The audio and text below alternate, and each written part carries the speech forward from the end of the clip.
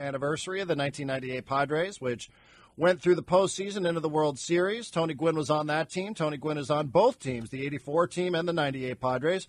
So that means, every other year we get to celebrate something that Tony Gwynn did in a Padre uniform. He joins us now via the Western Exterminator Hotline. Tony, a pleasure. Thank you very much for the time. Darren, how are you? I'm doing very well, thank you. How are you doing? I'm doing good. Good.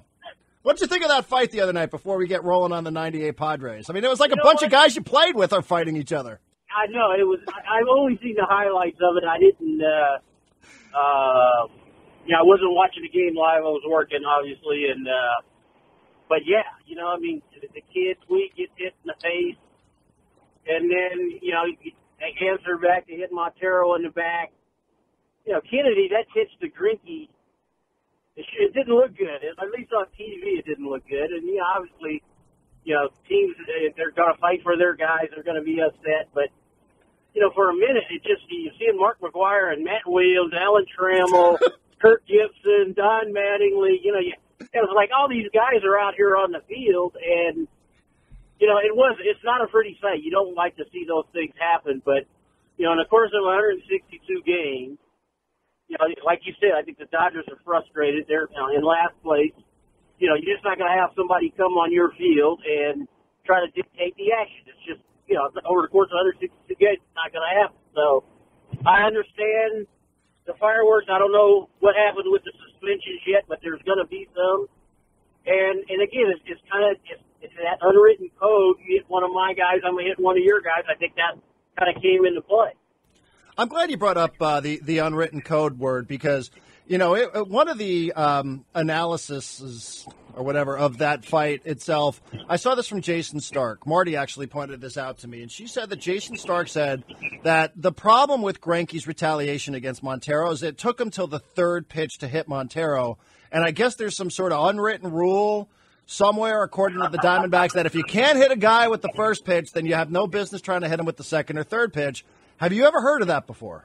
I hadn't heard of it, but you know what? It does kind of make sense. You're not going to, if somebody gets hit and you expect retaliation, you're not going to be happy about playing dodgeball when if you're the hitter.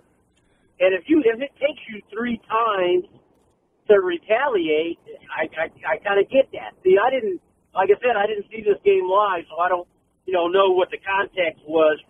You can't tell from the highlights, but it took them 3 times. And, I understand Arizona having a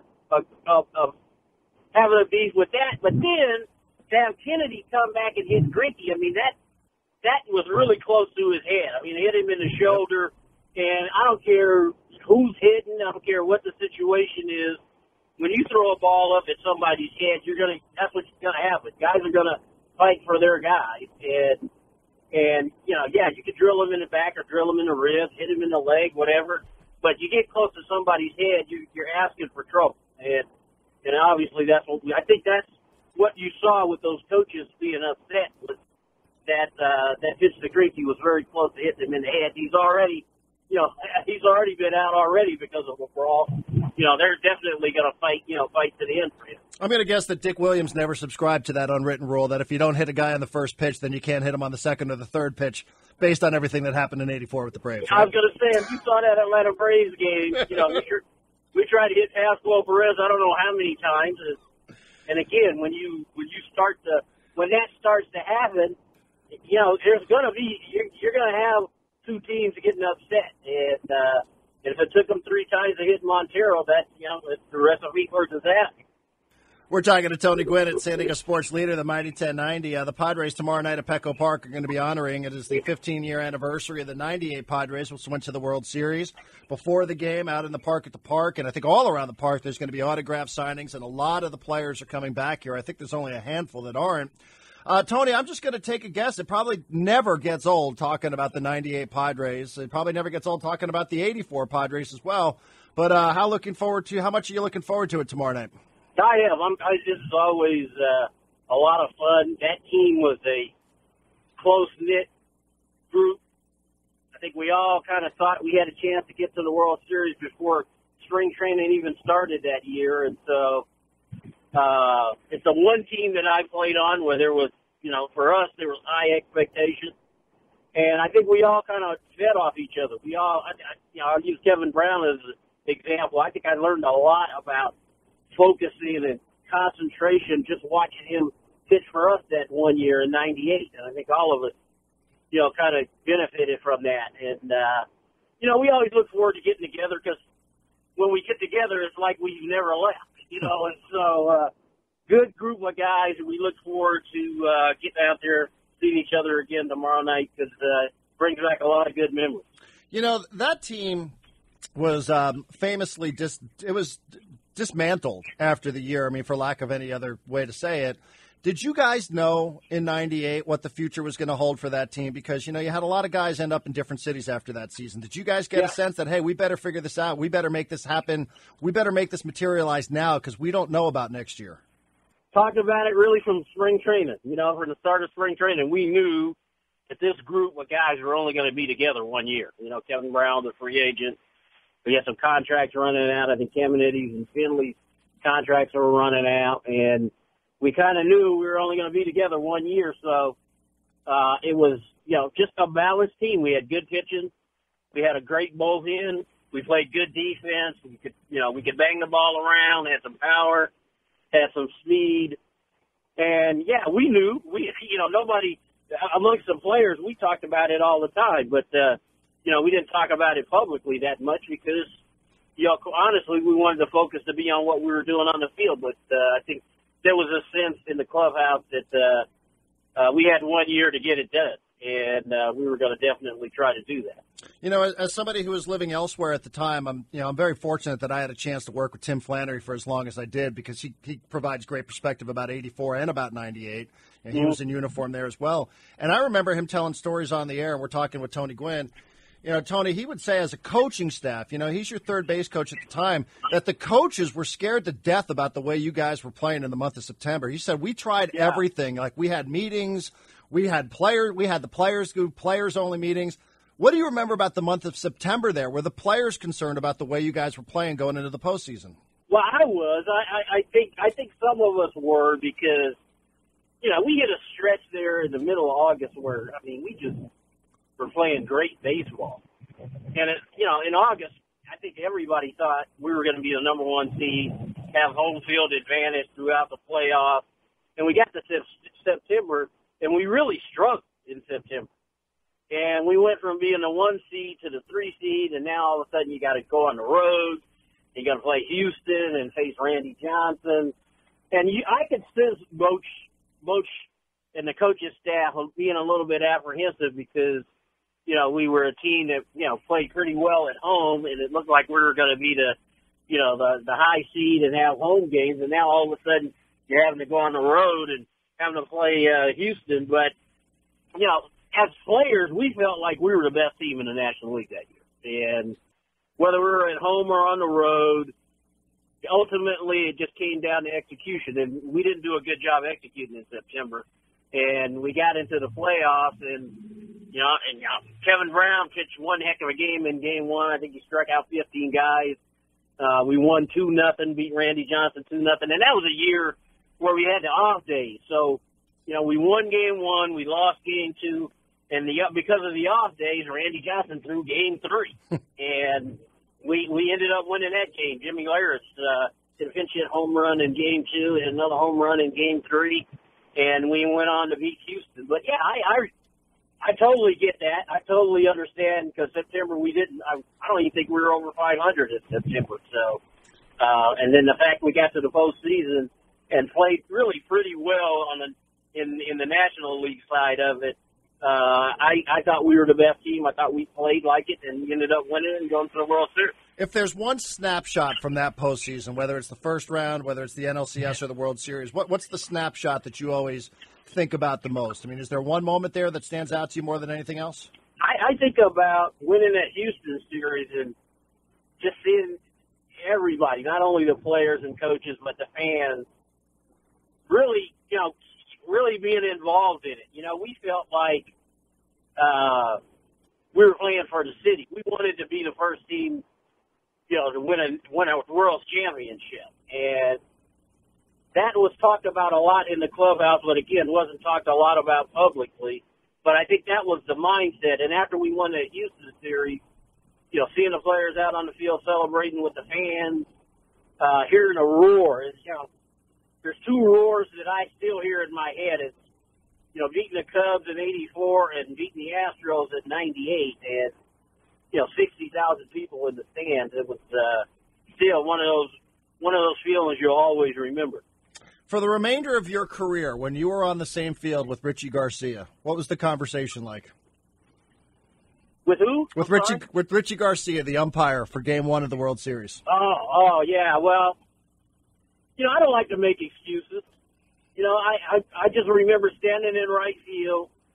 We had a 5-2 lead. The Yankees came back, tied it up. Bases are jammed. 2-2 pitch. Mark Langston's pitching. And when that ball crossed the plate, all three outfielders, all of us, we took 2 steps towards the dugout because we thought it was strike 3. And he didn't call it. And then, you know, next pitch, ball's flying over my head into the second deck, and 5-5 game turns to 9-5. And you know, you tip your cap because the Yankees made us pitch to them. They didn't chase stuff out of the zone. So, but you know, I'll still believe that was strike 3. And you know, it doesn't go down that way. I'm not taking anything over from the Yankees because they beat us. But who knows? And, you know, it might have been a different series. Right. I mean, they were a great team. I mean, they had been behind in a series before, and Cleveland, I want to say, as well. So, I mean, they won more games than anybody in the history of baseball. I just wondered if you ever gave Richie Garcia the business and said, like, for the rest of my life, I'm going to let you know that was strike 3. No, I didn't. You know, you just chalk it up. That's baseball. That's kind of what happens. You know, balls and strikes, it happens a lot. You just turn the page. Sometimes it works your favor, sometimes it doesn't. But in that particular case, it didn't. You know, Tino Martinez did what he had to do. He got pitched to hit. He hits it out. And, you know, the rest is history. It still was a 4-game sweep. And again, I'm not taking anything away from the Yankees. That was the best team we played that year. And they were really good and really disciplined. And they did all the things you need to do to win a world championship. You know, as an aside on that, Tony, can you imagine? I mean, a lot has changed in your life since 1998. A lot has changed in everybody's lives since 1998, with the exception of one person, and that would seem to be Mariano Rivera. I mean, I don't know how many guys that played in that World Series are still running around and active in Major League Baseball. I mean, but how surprised or how impressed are you that he's still able to do what he's doing at such a high level? And you know what? He's the one deciding to retire because I think he still could pitch for a few more years if he wanted to. What he's done has been remarkable. He's a, no question, first ballot Hall of Famer when his time comes. He continues to amaze people. You know, Yankees keep giving him opportunity to save games, and the guy just does not fail that often. Jeez, you're shocked when somebody squares one up off of him and gets a base hit. He's been that dominant in his career, and you know, hey. Again, when you decide to retire, you have to have that mindset that, you know, you had enough. And obviously, I think the way things went down last year, he wanted to give it one more try. But I don't think there's many people who doubt that if he wanted to continue pitching, he could. What's more surprising to you, that it's been 15 years since 1998, or that next year is going to be 30 years since '84? They're both kind of the same. You know, I mean, 84 was great because nobody expected. You know, when we broke spring training, there wasn't many people who thought we could win the division. Where 98 we did, and 98 we talked about it every day in spring training. Once the season started, you know, there was that expectation from this group, and I think that's why we kind of look forward to getting together as the 98 group because we all believe the same thing. And, you know, we don't get a chance to get together that often, but when we do, it's always nice to see everybody because it's almost like, you know, it's just like another day in the clubhouse. You get to see these guys again, have these conversations, see how different guys' lives are now as compared to when we were playing, but it's always a lot of fun. Do you stay in touch with a lot of guys from the 98 team? I see guys every now and then, like I'll bump into Steve Finley sometimes, and you know, I see Boach and Flan on TV most nights because they're still doing their thing. But we don't get a chance because I'm coaching and doing stuff. I don't get a chance to see guys as often as I would like to. And Trevor's always around the ballpark, so he's always there, too. And see, I haven't seen Trevor since his retirement day. That's the last time I think I've seen him in person. So, he's running around. We're running around. Guys have different things that they've got to do. I'm coaching. He's out and about. And again, you just move on.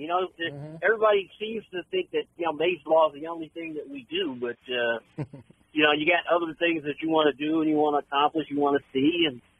And I'm sure when we see these guys tomorrow, it'll be like, old home week again. We'll be talking about all the things that we've missed.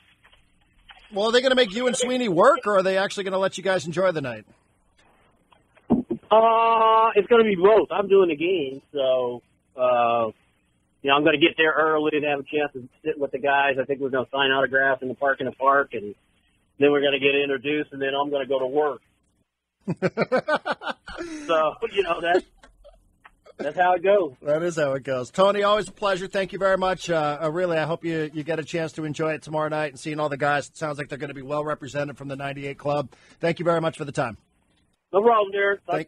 Tony Gwynn stopping by, and I think I saw there's just a short list. For whatever reason, Trevor's not going to be there tomorrow. I think he has a family vacation or something. And I think Wally Joyner, who has a gig now with Philadelphia, isn't going to be there. And I think Langston, and since we just brought it up, Langston's not going to be there. I think those are the three notable names that I saw that weren't going to make it. But for the most part, I think most of them are going to be there. And that does include, that even includes, because we made mention of this before the show, that Jimmy Leyritz is going to be there.